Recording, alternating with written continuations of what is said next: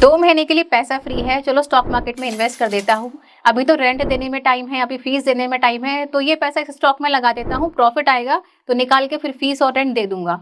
आपने भी कभी ना कभी ऐसा किया होगा और उसमें बहुत बुरी तरह फंसे होंगे, जिसकी वजह से आपकी नींद, आपके बिल्स, आपका पूरा महीना बर्बाद हो गया होगा। तो आइए जानते हैं इस वीडियो में कि ऐसा पैसा जो आपके पास 2-3 महीने के लिए फ्री है, उसे इन्वेस्ट करना चाहिए या नहीं करना चाहिए।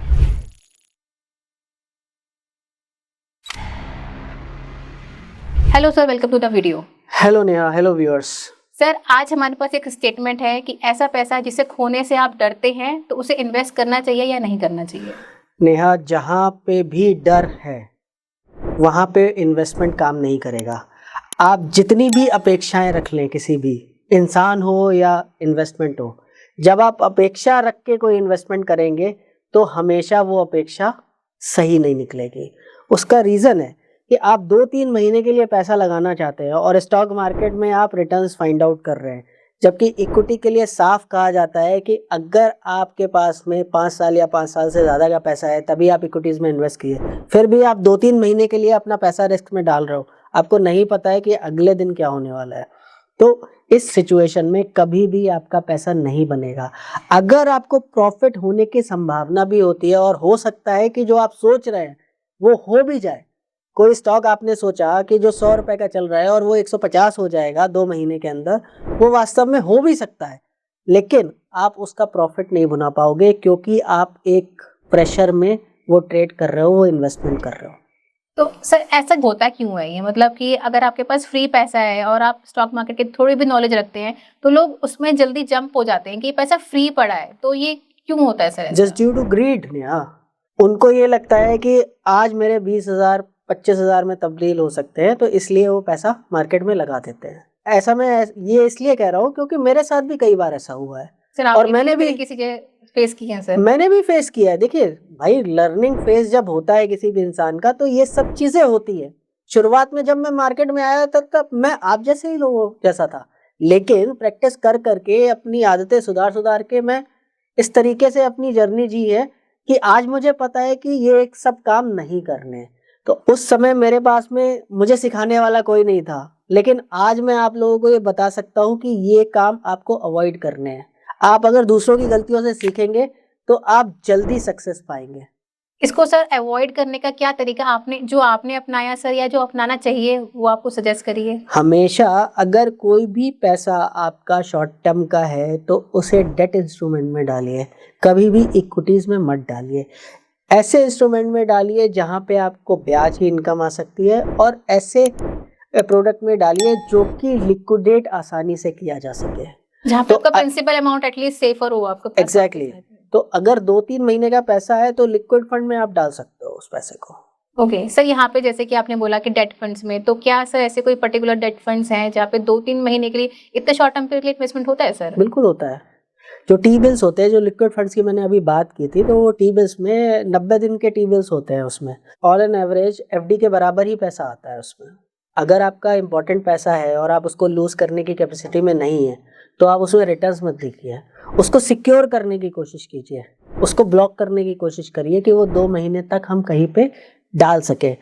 कई बार ऐसा भी होता है कि आपको 2 महीने बाद पैसे का रिक्वायरमेंट है, आज आपको कोई एक्सपेंस दिखाई पड़ गया, कोई खर्चा दिखाई पड़ गया, आपने कहा कि चलो ठीक है 2 महीने बाद तो हम कहीं ना कहीं से कुछ अरेंज कर लेंगे, हम ये चीज़ खरीद लेते हैं।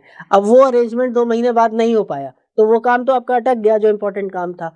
तो इसके लिए आपको हमेशा उस फंड को ब्लॉक करके रखना है, उसे इन्वेस्ट कर देना है, चाहे वो लिक्विड में ही आप पार्क कर दें, ताकि वो सेफ रहे, आप वो उसको सेफ कहीं रहे और कि खर्च 2 ना करें। महीने बाद जब आपको इम्पोर्टेंट काम के लिए रिक्वायरमेंट है तो उसको निकाल के उसको यूटिलाइज किया जा सके और उसमें कोई डेंट भी ना लगे। अब 20,000 रुपये आपने डाले थे, अगर आपको 19,000 रुपये भी मिलेंगे तो भी आपको पेन बिल्कुल होगा, सर, वो हाँ। लेकिन अगर 20,000 के 20,500 मिल जाएंगे आपको तो आपको खुशी होगी कि चलो ये पैसा मेरा इमरजेंसी के लिए था, 2 महीने बाद यूटिलाइज होना था, लेकिन फिर भी मैंने 500 रुपये तो अर्न किए इसमें। जी बिल्कुल। इनफैक्ट सर, मैंने देखा है कि बहुत से लोग म्यूचुअल फंड्स में भी अपना इमरजेंसी का पैसा डाल देते हैं कि भाई 2-4-5 महीने बाद या मुझे 6 महीने बाद रिक्वायरमेंट है, और मैं यहाँ से फिर, ताकि वो सेफ रखने के लिए डालते हैं और उनको कुछ उम्मीद होती है कि यहाँ पे कुछ प्रॉफिट जनरेट होगा। तो क्या सर म्यूचुअल फंड में डालना सही है या नहीं? नहीं, म्यूचुअल फंड्स पे भी वो डाल सकते हैं, लेकिन डेट फंड्स में ही डालें। इक्विटी फंड में नहीं डालें। अगर 6 महीने का पैसा है तो आप डेट फंड में डालिए ना आराम से, कोई दिक्कत नहीं है। इक्विटी फंड में आप डालेंगे तो गारंटी नहीं है ना, यू कैन नॉट गारंटी, क्योंकि वहाँ पे तो जो रिटर्न्स होते हैं वो नॉन लीनियर होते हैं, तो वो रिटर्न्स आपको कैसे मिलेंगे, गारंटी नहीं है ना किसी भी चीज़ की। अब आपको 2 महीने में किसी शादी के लिए पैसा चाहिए, आपने 5 लाख रुपए डाल दिए और 2 महीने में आप एक्सपेक्ट करते हैं, अब वो स्टॉक मार्केट जहाँ पे खड़ा हुआ था वहाँ से 10% डाउन हो गया, तब आप क्या करेंगे? तब उस पैसे को विड्रॉ करोगे? तो विड्रॉ हो ही नहीं पाएगा सर इतना, वो विड्रॉ मतलब हो सकता है बट लॉस बुक करना पड़ेगा ना वो आपको। वही सर, लॉस बुक करने के लिए वो अंदर से स्ट्रेंथ भी चाहिए ना कि मैं उसको झेल सकता हूँ। हाँ, तो वही है, आप तो स्ट्रगअप हो गए। अब आपको अगर इमरजेंसी ज़्यादा पड़ गई, वो पैसा आपका अरेंज नहीं हुआ, तो आपको निकालना भी पड़ेगा। तो सर ओवरऑल मतलब अगर हमारा शॉर्ट टर्म का पैसा है जैसे कि सर सजेस्ट कर रहे हैं, तो हमें डेट फंड्स में ही डालना चाहिए, इक्विटी में नहीं जाना चाहिए। देखिए, सबसे बड़ी चीज़ यहाँ पे ये है कि आपको ग्रीड और फियर से बाहर निकलना पड़ेगा। कोई भी इन्वेस्टमेंट जब तक आपकी पॉकेट अलाउ नहीं करती है वो लॉन्गर टर्म के लिए करने के लिए, तब तक आप उसको इक्विटी में इन्वेस्ट ना करें।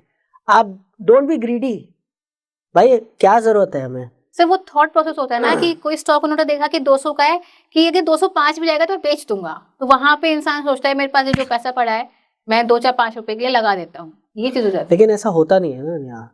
कई बार आप जब भी ये सब एक्सपेरिमेंट करोगे और जहाँ पे आप ज़्यादा नीडी हो गए, ये मेरा एक्सपीरियंस कह रहा है कि जहाँ पे आप ज़्यादा नीडी हो गए वहाँ आपका रिटर्न जनरेट नहीं होगा, मतलब जिस क्योंकि आपकी पैसे से एक्सपेक्टेशन हाई होंगी। बिल्कुल आपके दिमाग में ग्रीड चल रहा होगा और एक तरफ फियर भी चल रहा होगा कि अगर ये नहीं हुआ तो क्या होगा। तो अगर लॉस हो गया तो फिर हाँ, मैं मुझे इस तो पैसे की अगर जरूरत मान लीजिए कि जैसे कि कोई स्टॉक का मूवमेंट हो रहा है, ये अपसाइड डाउनसाइड मूवमेंट हो रहा है, तो जब वो नीचे जाएगा तो आपका डर बढ़ता चला जाएगा और आप गलत डिसीजन ले लोगे, नहीं। और जब ऊपर जाएगा तो भी आपका डर बढ़ता चला जाएगा और आप गलत डिसीजन ले लोगे वहां पे, तो आप ना प्रॉफिट कमा पाओगे, आप अल्टीमेटली ज्यादा लॉस ही करोगे।